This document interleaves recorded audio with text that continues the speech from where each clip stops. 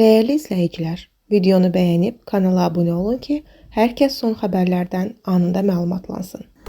Aparıcı Vüsal Əlizadə açıqlaması ilə diqqət çəkib. Xəbər verilir ki, o verilişində qız atalarından səslənib. Bütün qızlar ataların şah əsəridirmi?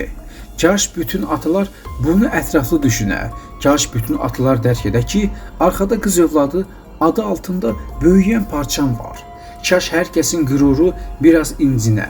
Təəssüf, Allah qorusun qız övladının canı qədər qoruyan ataları deyə Vüsala əlavə edib. Qeyd edək ki, Vüsal Əlizadə aparıcı Azər Zahidlə ailəli olub. Onun bu nikahdan Dilək adlı qız övladı var.